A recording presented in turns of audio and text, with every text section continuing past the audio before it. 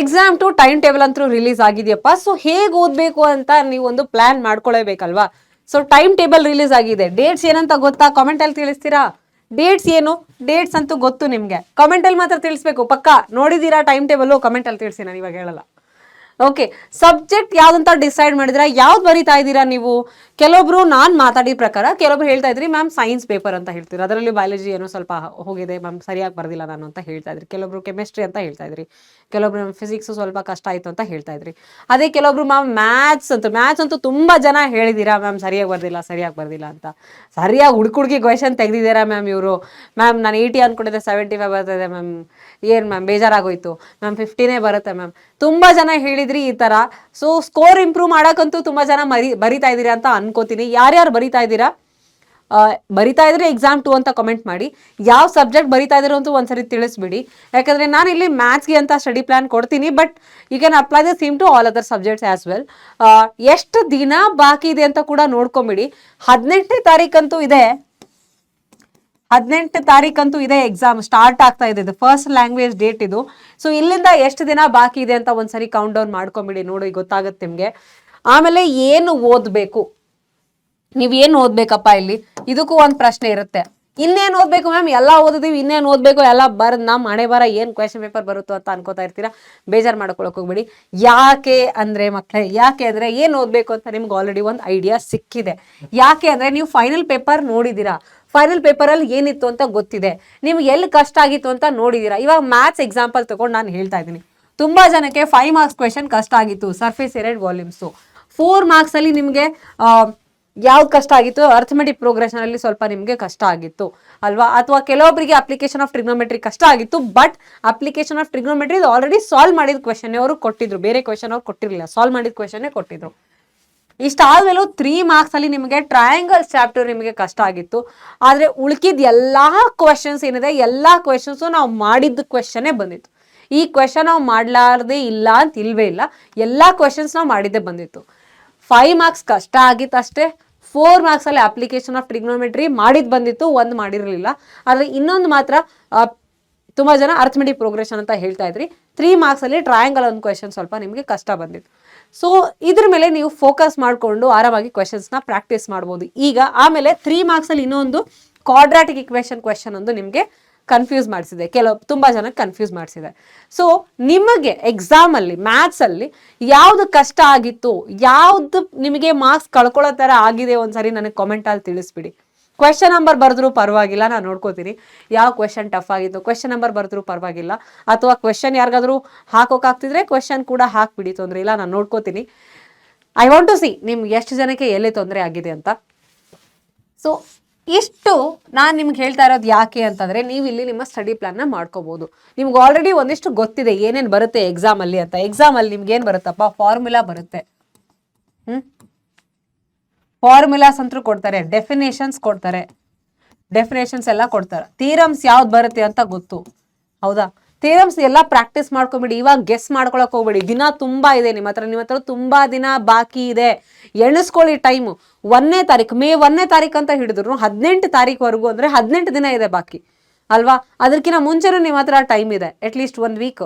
ಈ ವಿಡಿಯೋಯಿಂದ ಯಾವಾಗ ನೋಡ್ತಾ ಇದ್ದೀರೋ ಅದು ನಿಮ್ಗೆ ಕೌಂಟ್ ಡೌನ್ ನಿಮಗೆ ಗೊತ್ತಾಗುತ್ತೆ ಅಲ್ವಾ. ಅದಾದ್ಮೇಲೆ ಮತ್ತೆ 18ನೇ ತಾರೀಕು ಆದ್ಮೇಲೆ ಮ್ಯಾಥ್ಸ್ ಎಕ್ಸಾಮ್ ಬರೋವರೆಗೂ ಇನ್ನೂ 3 ದಿನ ಇದೆ. ಟೋಟಲ್ 21 ದಿನ ಅಂತ ಇಟ್ಕೊಂಡ್ರು, ಇಲ್ಲಿ ಒಂದು 5 ದಿನ ಇಟ್ಕೊಂಡ್ರು 26 ದಿನ ಆಲ್ಮೋಸ್ಟ್ ನಿಮ್ಮ ಹತ್ರ ಟೈಮ್ ಇದೆ. ಸೊ ಎಲ್ಲಾನು ಪ್ರಾಕ್ಟೀಸ್ ಮಾಡ್ಕೊಂಬಿಡಿ, ಯಾವ ಬಿಡಕ್ ಹೋಗ್ಬೇಡಿ. ಇದ್ರ ಜೊತೆ ಇನ್ ದಿಸ್ ಆರ್ಡರ್, ಇದೇ ಆರ್ಡರ್ ಅಲ್ಲಿ ಮಾಡ್ತಾ ಹೋಗಿ. ಫೈನಲ್ ಪೇಪರ್ ಮಾಡಿ. ಫೈನಲ್ ಪೇಪರ್ ಅಂದ್ರೆ ನಿಮ್ದು ಎಕ್ಸಾಮ್ ಪೇಪರ್ ಒಂದು ಮಾಡಿಬಿಡಿ. ಆಮೇಲೆ ಪ್ರಿಪರೇಟರಿ ಪೇಪರ್ ಮಾಡಿ, ಮಾಡೆಲ್ ಪೇಪರ್ ಮಾಡಿ, ಆಮೇಲೆ ಲಾಸ್ಟ್ 2 ಇಯರ್ಸ್ ಬೇಡ 3 ಇಯರ್ಸ್ PYQ ಮಾಡಿ. ನಾನು ನಿಮಗೆಲ್ಲ ಕಳಿಸ್ಕೊಡ್ತೀವಿ ಆಯ್ತಾ. ಇವೆಲ್ಲ ನಿಮಗೆ ಅವೈಲೇಬಲ್ ಇರುತ್ತೆ ನಮ್ಮ PW ಚಾನಲಲ್ಲಿ. ಸೊ ನಮ್ಮ PW ಆ್ಯಪಲ್ಲಿ ನಿಮಗೆ ಇವೆಲ್ಲ ನೀವು ಕಳಿಸ್ಕೊಡ್ತೀವಿ. PW ಚಾನಲ್ನ ಫಾಲೋ ಮಾಡ್ತಾ ಇರಿ, ನಮ್ಮ ವಾಟ್ಸಪ್ ಚಾನಲ್ಗೆ ಜಾಯಿನ್ ಆಗ್ತಾ ಇರಿ. ನೀವು ನಮ್ಮ ವಾಟ್ಸಪ್ ಚಾನಲ್ನ ಫಾಲೋ ಮಾಡ್ತಾ ಇದ್ರೇನೆ ನಿಮಗೆ ಇವೆಲ್ಲ ಡಾಕ್ಯುಮೆಂಟ್ಸ್ ಅಪ್ಡೇಟ್ ನಿಮಗೆ ಸಿಗುತ್ತೆ. All right. ಸೊ ಇವೆಲ್ಲ ಅಂತೂ ನಿಮಗೆ ಸಿಗ್ತಾವ. ಇದೇ ಆರ್ಡ್ರಲ್ಲಿ ಸಾಲ್ವ್ ಮಾಡ್ತಾ ಹೋಗಿ. ಇದರೆಲ್ಲ ನೀವು ಆಲ್ರೆಡಿ ಮಾಡಿ ಇಟ್ಕೊಂಡಿರ್ತೀರಾ, ಇವೆಲ್ಲ ಆಲ್ರೆಡಿ ನಿಮ್ಮ ಹತ್ರ ರೆಡಿಮೇಡ್ ಇರುತ್ತೆ. ಸೊ ಇದಾದ್ಮೇಲೆ ಇವನು ಸಾಲ್ವ್ ಮಾಡ್ತಾ ಹೋಗಿರಿ ಆಯ್ತಾ. ಇದ್ರ ಜೊತೆ ಇಷ್ಟೆಲ್ಲ ಮಾಡಿನೂ ಇದ್ರ ಜೊತೆ ನೀವು ಪ್ಲಸ್ LBAನ ಈ ಸಾರಿ ಬಿಡಕ್ಕೆ ಹೋಗಬೇಡಿ with text book questions.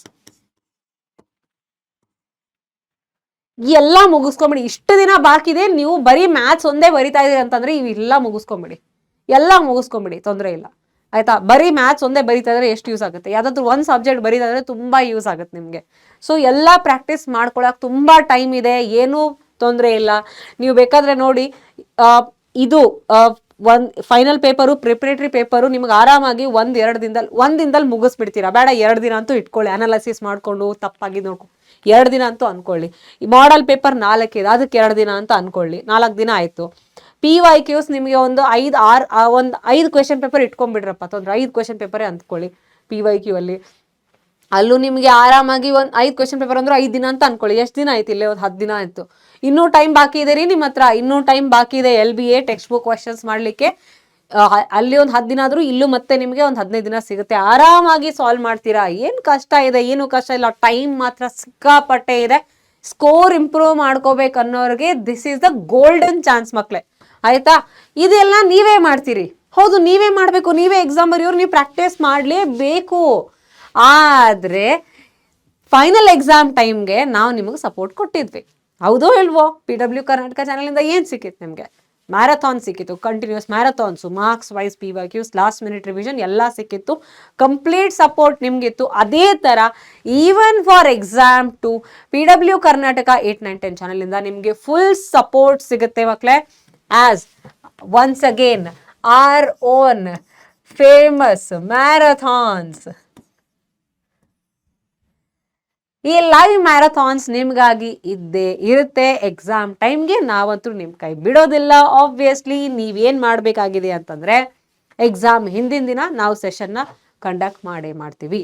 Exam ಹಿಂದಿನ ದಿನ, ಡೇ ಬಿಫೋರ್ ಎಕ್ಸಾಮ್, ನಿಮ್ಮ ಎಕ್ಸಾಮ್ ಯಾವುದಿದೆಯೋ, ನಿಮ್ಮ ಲೆಟ್ಸ್ ಸೇ ನಿಮ್ಮ ಕನ್ನಡ ಎಕ್ಸಾಮ್ ಫಸ್ಟ್ 18th ಇದೆ ಅಂದರೆ 17th ನಾವು ನಿಮಗೆ ಮ್ಯಾರಥಾನ್ ಮಾಡ್ಕೊಡ್ತೀವಿ. ಸೊ ನೀವು ಆ ಸೆಷನ್ಸ್ನ ಅಟೆಂಡ್ ಆಗಬಹುದು.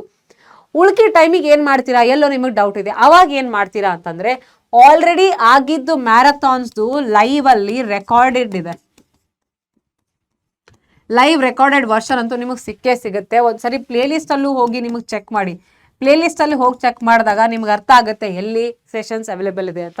ಅಲ್ಲೂ ಕೂಡ ಕುತ್ಕೊಂಡು ನೀವು ನೋಡಿಕೊಂಡು ಪ್ರಾಕ್ಟೀಸ್ ಮಾಡ್ಬೋದು. ತುಂಬ ಟೈಮ್ ಇದೆ ಮಕ್ಕಳೇ, ಆದರೆ ಈ ಟೈಮ್ನ ವೇಸ್ಟ್ ಮಾಡಬೇಡಿ, ಈ ಗೋಲ್ಡನ್ ಚಾನ್ಸ್ನ ಕಳ್ಕೊಬೇಡಿ, ಆಯ್ತಾ. ಸೊ ಯಾರ್ಯಾರು ಎಕ್ಸಾಮ್ ಬರಿತಾ ಇದ್ದೀರಾ ಅಂತ, ಎಕ್ಸಾಮ್ 2 ಅಂತ ಬರೀರಿ ಕಾಮೆಂಟಲ್ಲಿ. ಯಾವ ಸಬ್ಜೆಕ್ಟಿಗೆ ಬರಿತಾ ಇದ್ದೀರಾ ಅಂತಲೂ ಒಂದ್ಸಾರಿ ಕಾಮೆಂಟಲ್ಲಿ ತಿಳಿಸ್ಬಿಡಿ.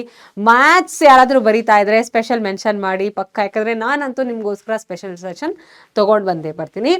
ಆಲ್ಸೋ ಇದನ್ನು ನೀವು ಫಾಲೋ ಮಾಡಿ, ನಾನು ಹೇಳಿದ ಮೆಥಡ್ಸ್ನ ಫಾಲೋ ಮಾಡಿ. ನಿಮ್ಮ ಟಾರ್ಗೆಟ್ ಸ್ಕೋರ್ ಈ ಸಲ 80 ಔಟ್ ಆಫ್ 80 ಆಗಲೇಬೇಕು. ಯಾರ್ಯಾರ್ದು ಏನೇನು ಟಾರ್ಗೆಟ್ ಸ್ಕೋರ್ ಇದೆ ಅಂತ ಕೂಡ ಒಂದ್ಸರಿ ಕಾಮೆಂಟಲ್ಲಿ ತಿಳಿಸ್ಬಿಡಿ. ನಾವು ನಿಮಗೋಸ್ಕರ ಸಹಾಯ ಮಾಡೋಕ್ಕೆ ಇದ್ದೇ ಇರ್ತೀವಿ, ನಿಮ್ಮ ಜೊತೆ ಸೆಲೆಬ್ರೇಷನ್ಗೂ ಇರ್ತೀವಿ, ನಿಮ್ಮ ಎಫರ್ಟ್ಸಲ್ಲೂ ನಿಮ್ಮ ಜೊತೆ ಸಹಾಯ ಮಾಡೋಕ್ಕೆ ಇರ್ತೀವಿ. Will always be with you. So once again good luck for exam 2.